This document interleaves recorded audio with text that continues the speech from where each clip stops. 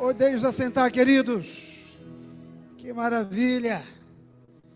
Deixe na cruz tudo o que ficou para trás. Graças a Deus. Queridos irmãos, primeira carta de Paulo aos Tessalonicenses, capítulo 4, do verso 1 até o verso de número 8. Nós estamos encerrando esta semana as nossas atividades relacionadas ao mês de março, o mês da frutificação na santidade. Primeira carta de Paulo aos Tessalonicenses, capítulo 4, do verso 1 ao verso 8, quem achou, diga amém. Amém. Quanto ao mais, irmãos, já os instruímos acerca de como viver a fim de agradar a Deus, e de fato, assim vocês estão procedendo.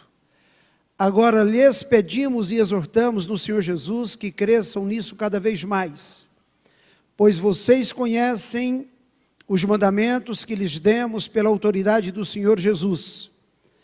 A vontade de Deus é que vocês sejam santificados.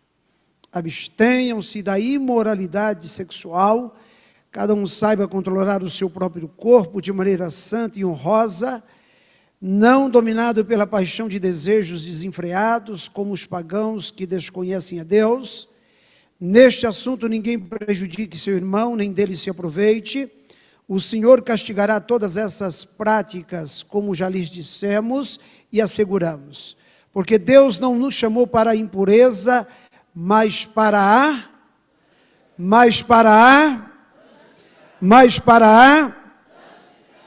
Portanto, aquele que rejeita estas coisas não está rejeitando o homem, mas a Deus, que lhes dá o seu Espírito Santo. Amém. Queridos irmãos, só situando contextualmente essa carta de Paulo, que é a primeira carta que Paulo escreve, segundo os estudiosos. Ele escreveu primeira carta aos Tessalonicenses antes de escrever Romanos, antes de escrever Efésios, antes de escrever todas as suas outras cartas. Claro que existem outros pontos de vista, mas o ponto de vista predominante é que essa carta que nós lemos, parte dela foi a primeira carta que Paulo escreveu. A história da fundação da igreja de Tessalônica, ela se acha registrada lá em Atos dos Apóstolos, nas viagens missionárias do apóstolo Paulo. Mais precisamente, no capítulo 17, do verso 1 ao verso 14. Paulo fundou essa igreja durante aquilo que nós chamamos de a sua segunda viagem missionária. A sua segunda viagem missionária, ele passa ali por aquela região e estabelece a igreja de Tessalônica. Ele chega em Tessalônica e, como de costume, ele vai exatamente para a sinagoga. E ali ele disputa com as lideranças, ele prega, ele ministra e alguns se convertem. Só que Paulo não pôde ficar muito tempo em Tessalônica. Ele deve ter ficado em Tessalônica no máximo 3 semanas. Exatamente porque houve um certo tumulto e Paulo teve que sair às pressas ali da cidade de Tessalônica, o que deixou, na verdade, os cristãos ali desalicerçados dos ensinamentos cristãos. E é exatamente dessa circunstância, desse contexto, que surge a necessidade desta carta. Paulo escreve para esta igreja, depois que recebe notícias de Timóteo, né? Timóteo leva notícias para Paulo, fala que a igreja estava bem, mas que a igreja precisava de ser alicerçada na palavra. Além disso, a igreja em Tessalônica passava por um período de perseguição, e isso acabou preocupando o apóstolo Paulo, que temia justamente que os crentes ali não suportassem e viessem a desviar. Então ele escreve essa carta para falar sobre consolo, ele escreve esta carta para animar os irmãos de Tessalônica e, acima de tudo, para fortalecer a fé dos nossos irmãos ali em Tessalônica. Mas, paralelamente a essa preocupação em animar, a essa preocupação em consolar, a essa preocupação em fortalecer, Paulo também quis deixar uma palavra de exortação quanto à pureza, quanto à santidade moral, quanto à ética, exatamente porque o ambiente moral em Tessalônica era extremamente pervertido. A verdade, isso era uma característica do Império Romano. O ambiente moral do Império Romano não era nada saudável. Na verdade, o estilo de vida dos cidadãos romanos era marcado exatamente pela imoralidade. A imoralidade acabou se constituindo num modo de vida, num estilo de vida. E isso era ainda mais patente graças aos trabalhos dos escravos. E as pessoas livres, que tinham os serviços dos escravos, acabavam tendo mais tempo para se entregar aos prazeres da vida, aos deleites da vida. E isso, de certa forma, preocupou Paulo. Então ele resolve escrever a sua primeira carta aos Tessalonicenses. Agora, imagine, queridos irmãos, Paulo escrevendo uma carta falando sobre santidade para uma cultura que era totalmente pervertida, para uma cultura que detestava a moral. Eu fico imaginando que não era nada fácil aos recém-convertidos daquela cidade lutar contra as tentações ao seu redor. Tessalônica, mais tarde, ela acabou se constituindo em capital ali de uma província romana.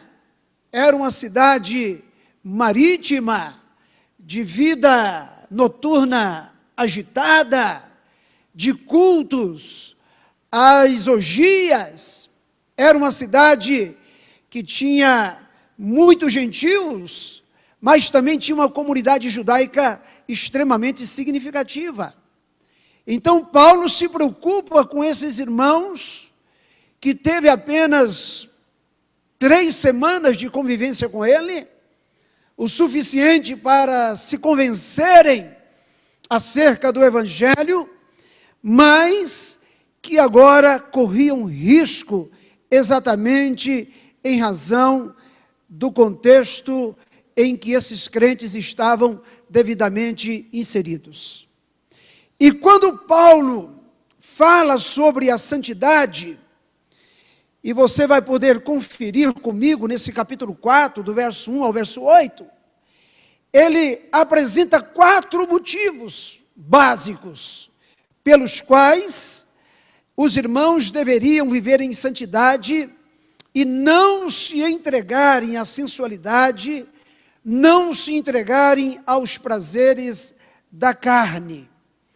Ele diz, olha, o primeiro motivo para vivermos uma vida de santidade, o primeiro motivo, a primeira razão para vivermos uma vida de pureza, devemos ser santos para agradar a Deus. Olha o que ele diz no verso 1. Quanto ao mais, irmãos, já os instruímos acerca de como viver a fim de agradar a Deus. Queridos, todo mundo vive para agradar alguém. Todo mundo vive para agradar alguém. Existem pessoas que vivem para agradar a si mesma. Sua única função, a sua única obsessão, a sua única preocupação é exatamente de agradar a si mesma. Não importa se vai prejudicar o outro, não importa se vai pisar no outro, não importa se vai humilhar o outro, isso não importa. O seu objetivo de vida, o seu projeto de vida é única e exclusivamente agradar-se a si mesmas.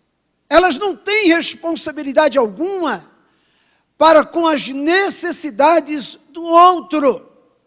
Aliás, quem vive para agradar a si mesmo, o outro não existe. O outro não existe.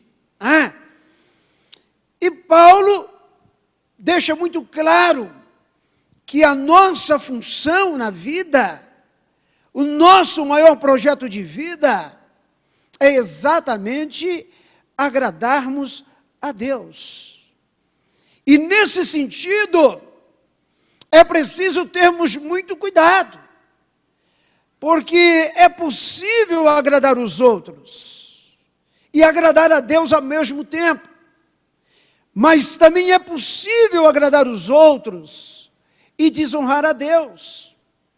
Paulo, escrevendo aos Coríntios, respondendo questões relativas ao casamento, a respeito de mulher crente e de marido não crente, ele diz, olha, se existe consentimento, se existe acordo, permaneçam casados.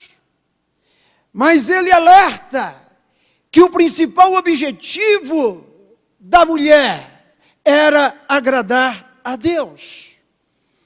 Sobre todas as coisas nesta vida, o nosso grande objetivo é agradar a Deus. Se o nosso grande objetivo é agradar a Deus, todas as nossas decisões têm que passar por esse crivo. Essa decisão, ela agrada a Deus, ela glorifica a Deus, é do agrado de Deus, Deus se alegrará nisso, porque agradar a Deus, queridos irmãos, deve ser a principal motivação da vida cristã. Os filhos, por exemplo, vivem com o objetivo de agradar aos pais. A Bíblia diz de Enoque, que andou com Deus, e antes de Deus o levar para o céu, Deus se agradou tanto do testemunho de Enoque, que ele o tomou para si. O grande exemplo que nós temos na vida de alguém que viveu exclusivamente para agradar a Deus, foi Jesus. A sua agenda era a agenda do Pai. A sua vontade nunca prevaleceu. A vontade do Pai sempre prevalecia na sua vida. tudo na sua vida era submetido à agenda do Pai. O seu grande objetivo de vida era exatamente agradar a Deus. Agora, queridos, agradar a Deus significa muito mais do que simplesmente fazer a vontade de Deus. A gente pode fazer a vontade de Deus e às vezes não conseguimos agradar a Deus. Exemplo, Jonas, ele obedeceu às ordens de Deus, mas ele não fez isso de coração. Se você lê o livro do profeta Jonas, você vai perceber que ele foi para Nínive muito contrariado. Aliás, ele só foi para Nínive depois que ele passou por todo aquele processo, por todo aquele vale, por todo aquele aperto. Mas a sua decisão inicial foi exatamente fugir da vontade de Deus, se distanciar da vontade de Deus. A gente faz a vontade de Deus, mas a gente tem que fazer isso de todo o nosso coração. Agora, como é que a gente sabe se a gente agrada a Deus ou não agrada? Eu acredito que da mesma forma que a gente descobre o que agrada as pessoas que nós amamos. O que agrada, por exemplo, os nossos pais. É nos relacionando com Ele. É estabelecendo uma vida de relacionamento profundo com Ele. Uma vida de adoração, uma vida de serviço.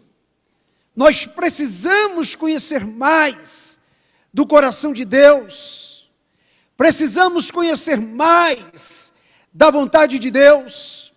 E nesse sentido, Paulo diz que o primeiro objetivo da santificação é exatamente agradar a Deus. Tudo aquilo que é agradável a Deus, o crente que cultiva a santidade, ele busca fazer, ele busca praticar. Mas Paulo lista um outro motivo no verso 2 e no verso 3. Pois vocês conhecem os mandamentos que lhes demos pela autoridade do Senhor Jesus. A vontade de Deus é que vocês sejam santificados. Ao ministrar aos irmãos em Tessalônica, Paulo transmitiu aos cristãos as instruções de Deus com referência à pureza pessoal. Queridos irmãos, a cidade de Tessalônica, o Império Romano, era um lugar cuja a cultura valorizava tudo aquilo que era relacionado à sensualidade. E Paulo diz: olha, queridos, abstenham-se da imoralidade sexual. Queridos, hoje tudo tem uma conotação sexual. Hoje tudo tem uma conotação sensual. Desde a propaganda de veículo, propaganda de bebidas, tudo tem um apelo extremamente sensual. Os marqueteiros descobriram: quer tornar um produto lembrado, coloque uma mulher seminua ao lado desse produto. Porque a propaganda nunca será esquecida. O nosso mundo hoje vive dentro desta cultura. Sexo se tornou mercadoria. Não é mais objeto de desfrute dentro da bênção de Deus, dentro da vontade de Deus, que é o casamento. mas se tornou, na verdade, quase que uma relação de instinto, quase que uma relação animalesca. E Paulo está dizendo que o crente não age assim, que o crente considera o seu corpo como morada, como templo do Espírito Santo. Por isso ele diz: vocês precisam de se abster de toda imoralidade sexual. Aliás, quase todas as cartas que Paulo escreve, ele adverte contra a impureza sexual e apela para a pureza pessoal. Em Romanos, ele trata desse assunto. A igreja de Tessalônica, ele trata desse assunto. Aos Coríntios, ele trata desse assunto. A Timóteo, ele trata desse assunto. É um assunto recorrente.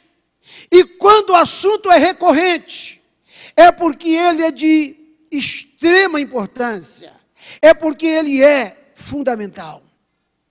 Queridos, a vida com Deus implica em pureza sexual.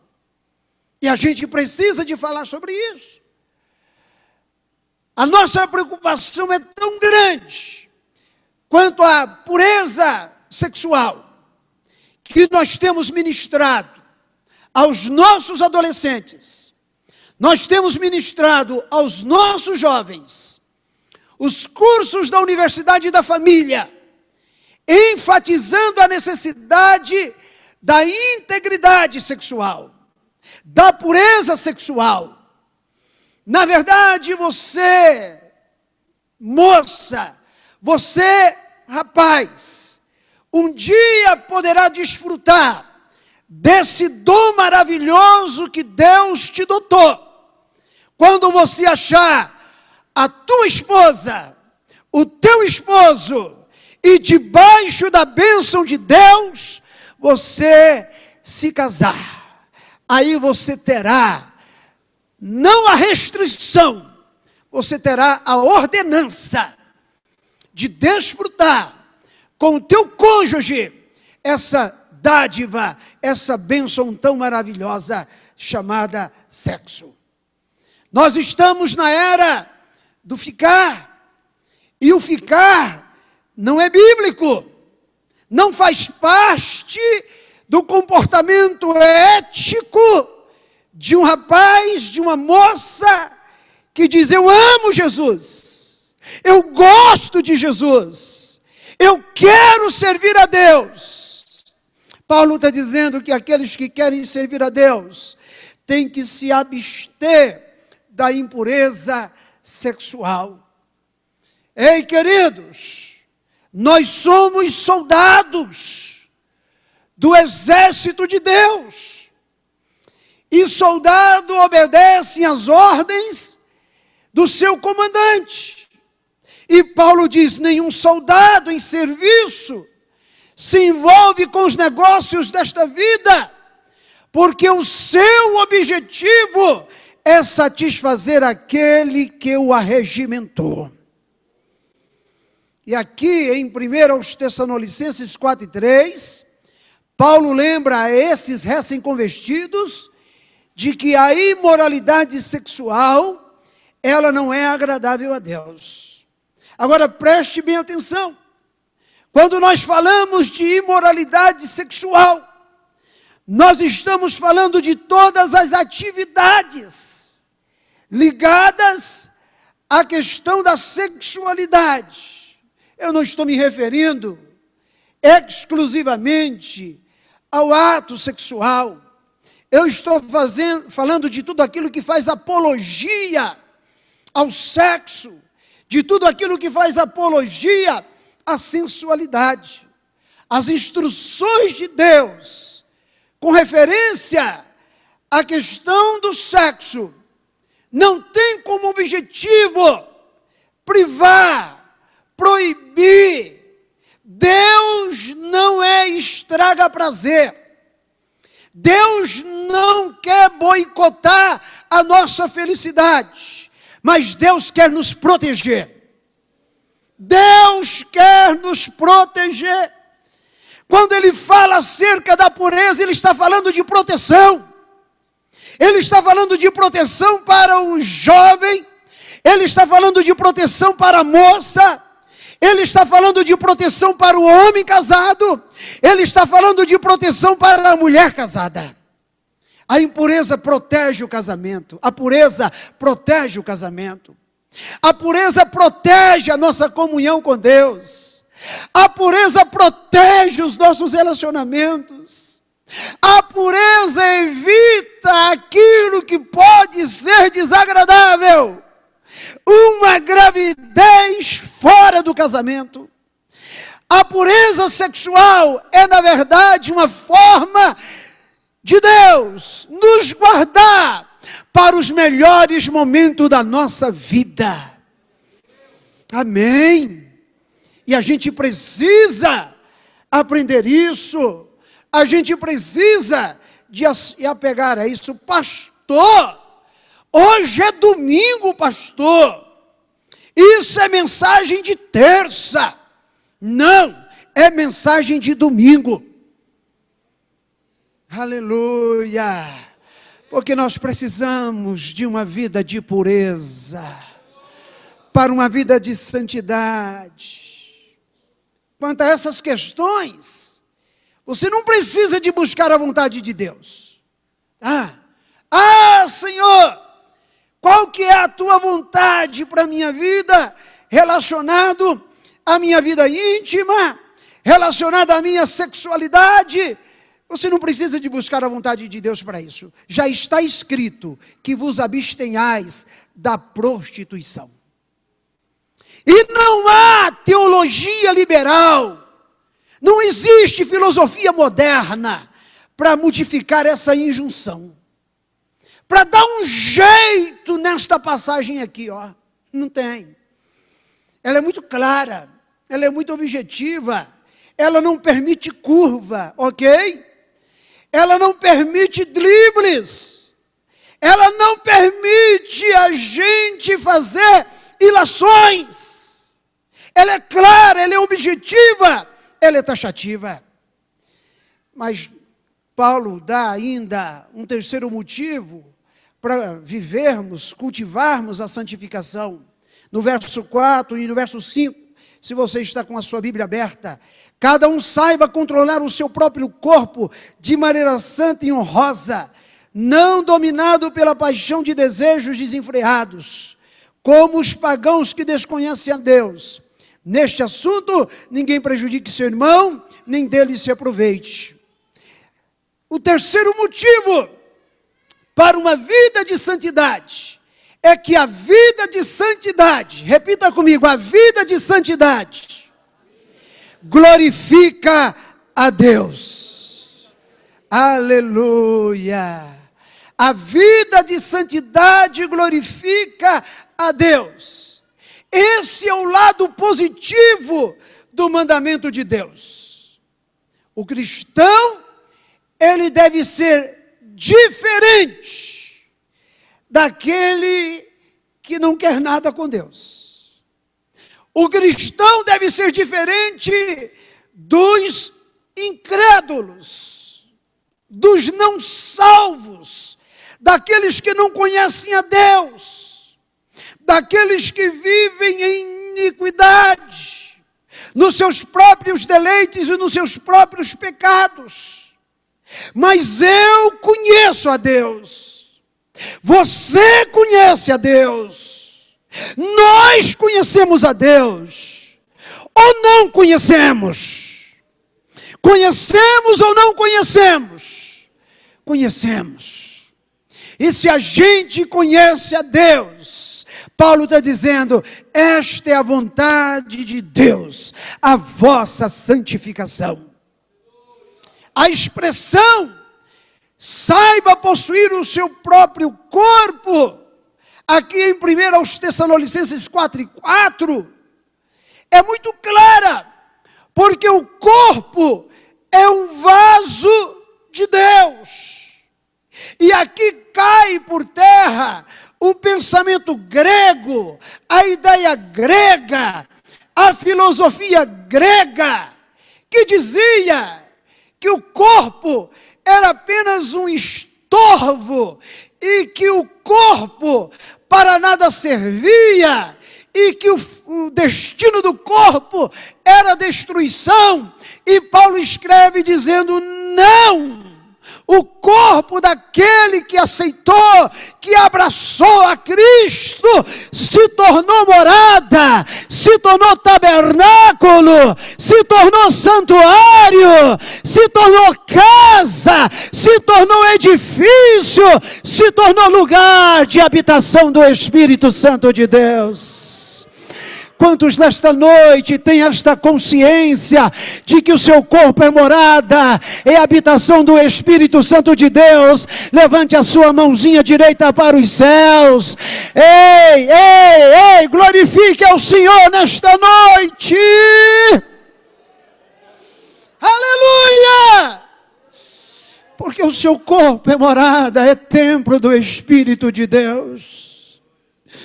Aleluia, bate assim no teu peito e diga: Ele mora aqui. Aleluia, mais uma vez, Ele mora aqui. Aleluia, se Ele mora aí, glória para Ele. Se Ele mora aí, louvor para Ele. Se Ele mora aí, adoração para Ele. Se Ele mora aí, reverência para Ele. Aleluia. A Bíblia diz que o cristão que comete um pecado sexual peca contra o próprio corpo e priva Deus da glória que ele deveria receber por meio do seu corpo. Quem se entrega ao pecado, ele acaba privando a glória de Deus se manifestar na sua vida. Por isso Paulo diz: olha, o corpo de vocês é para a glória de Deus. Como é que Deus recebe glória? Deus não recebe glória de uma outra forma, a não ser através da sua vida. A sua vida é veículo da glória de Deus. O seu corpo é veículo da glória de Deus. E em quarto e último lugar, Paulo nos dá um quarto motivo para vivermos em santidade. Ele diz: olha, vocês devem viver em santidade para ser poupado do julgamento. Ei, queridos irmãos, vocês acham que vai ficar barato para aqueles que desprezam a Deus, abandonam a Deus? Olha o que diz o verso 6 e o verso 8. Neste assunto ninguém prejudique seu irmão, nem dele se aproveite. O Senhor castigará todas essas práticas, como já lhes dissemos e asseguramos. Porque Deus não nos chamou para a impureza, mas para a santidade. Portanto, aquele que rejeita estas coisas, não está rejeitando o homem, mas a Deus, que lhes dá o seu Espírito Santo. E olha, queridos, Deus é justo. E na sua justiça, Ele não faz acepção de pessoas. Mesmo aqueles a quem Deus chamou, mesmo aqueles a quem Deus escolheu, mesmo aqueles a quem Deus ungiu, Deus os disciplinou quando eles pecaram. Nós tivemos aqui o nosso primeiro culto, aonde o pastor José de Carvalho introduziu a sua palavra, dizendo: o nosso mais grave problema não é a corrupção, o nosso mais grave problema não é econômico, o nosso mais grave problema não é de ordem social, o nosso principal problema é o pecado. Quando você olha para a vida de Davi, Davi só foi vencido pelo pecado. Ele venceu todas as suas guerras. A única guerra que Davi perdeu foi quando ele vacilou, quando ele cochilou. Salomão também foi um grande estadista, mas o seu grande fracasso foi exatamente quando ele pecou. Assim foi com Abraão, assim foi com Isaac, assim foi com Jacó, assim foi com todos os homens do passado. O rei Davi, quando cometeu adultério e tentou encobrir o seu pecado, Deus o disciplinou com severidade. A gente vê o que Davi perdeu durante vários meses. Ele perdeu a alegria, ele perdeu o sentido para a vida, ele viu o Espírito Santo de Deus se retirando dele, ele viu a sua vida se esvaindo, ele não dormia, ele não comia, ele padecia de uma depressão tremenda. Exatamente porque foi atingido, foi ferido, foi alvejado pelo pecado. Por isso, Paulo diz, olha, Deus julgará. Deus julgará. Deus trará a julgamento essa situação. Ou seja, Ele castigará todas essas práticas. Porque Deus não nos chamou para a impureza, mas para a santidade. Portanto, aquele que rejeita estas coisas, não está rejeitando homens, mas está rejeitando a Deus. Andar em santidade inclui ter um relacionamento correto com Deus Pai. Amém? Foi Ele que nos chamou. Foi Ele que nos amou. Foi Ele que caminhou na nossa direção. É ter um relacionamento correto com Deus Filho, pois foi Ele quem morreu por nós. Mas é também ter um relacionamento correto com Deus Espírito Santo, porque é Ele que transforma o nosso corpo em templo e morada de Deus. Desprezar as instruções de Deus, eu diria que é o mesmo que atrair sobre si o julgamento de Deus e entristecer o Espírito de Deus. Por isso, vivamos em santidade, andemos em santidade, porque isso é agradável a Deus. Aqueles que querem agradar a Deus, fiquem em pé em nome de Jesus.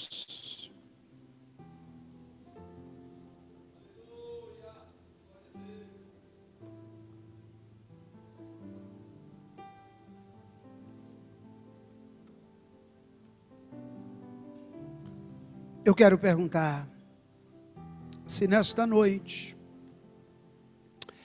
nós temos alguém aqui. A primeira pergunta que eu vou fazer: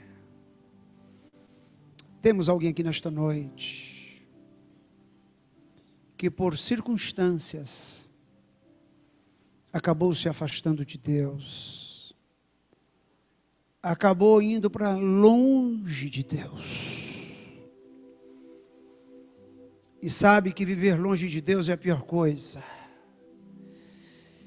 Eu quero te convidar, se essa é a sua situação, a sair do teu lugar e vir aqui à frente, porque eu quero orar por você.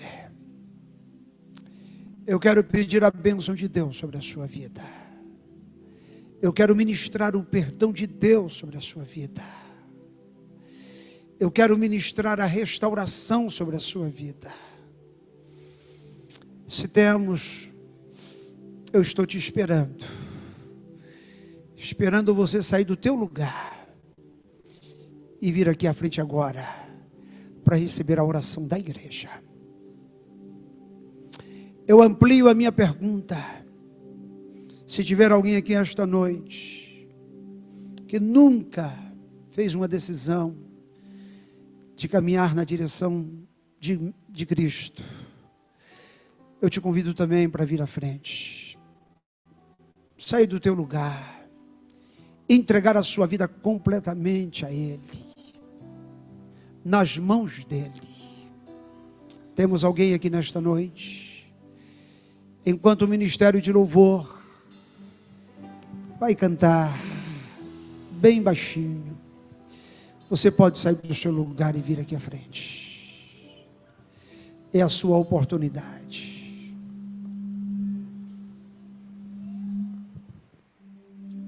Temos alguém?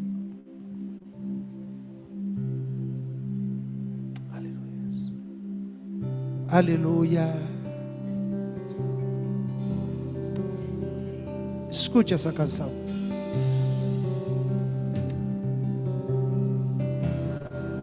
Aleluia. Purifica-nos, ó Deus. Nós viemos abrir mão de nossos desejos, nosso próprio querer, meu Deus. Cante. Seguir a tua vontade. Meu Jesus, eu quero te seguir. E dos meus desejos? E dos meus desejos abro mão. Abro. Quero me perder pra te encontrar. Vou abrir meu coração. Vou abrir meu coração. Reina. Reina em mim, Senhor. Toma minha vida. Quero mais de ti em meu viver. Aleluia. Cada dia mais te conhecer. Fecha os seus olhos. O teu rosto amado quero ver. Ore. Sem reservas me entregar. Ore cantando. Me envolver em teus braços, beber do teu amor. És a razão da minha vida. Preciso tanto de ti, meu Senhor, mais que o ar que eu respiro. Sem ti não posso viver. Vem inundar meu coração. Eis-me aqui, quero ser um verdadeiro adorador. Oh Senhor, queremos abrir mão dos nossos direitos.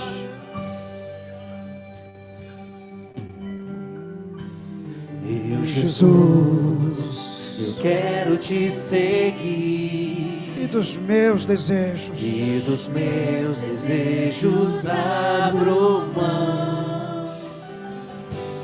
Quero me perder pra te encontrar.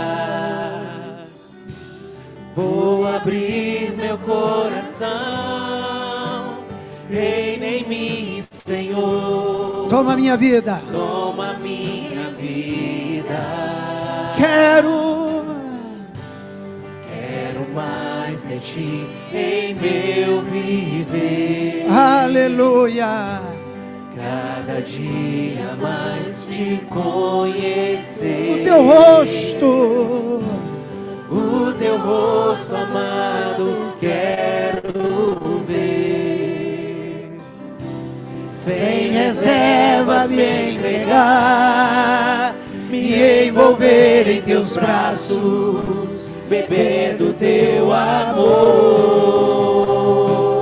És a razão. És a razão da minha vida. Cante! Preciso tanto de ti, meu Senhor, mais que o ar que eu respiro. Sem ti!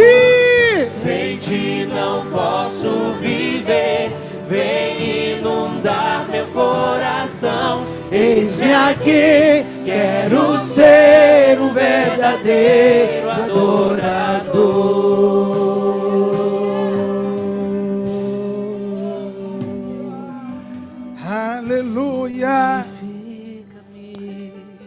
abençoe. Deus abençoe o pastor João Manuel. Ele vai estar aqui na saída. Tem ali os seus livros, os seus CDs. Além de abençoar a vida, o ministério dele, você também é edificado. Portanto, passe ali depois que terminar o nosso culto. Deus abençoe os nossos visitantes, os nossos convidados. Lembrando que no dia 3 de abril, dia da nossa ceia, nós estamos proclamando um jejum para toda a nossa igreja. Jejum das redes sociais e de televisão até o momento após a nossa ceia do Senhor. Amém? Então vamos estar nesse final de semana, no domingo, tirando esse momento para estarmos consagrando a nossa vida a Deus. Que a graça de nosso Senhor Jesus Cristo, o amor de Deus nosso Pai, a comunhão e a consolação do Espírito Santo seja com todos, desde agora e para sempre. E todos dizem? E todos dizem?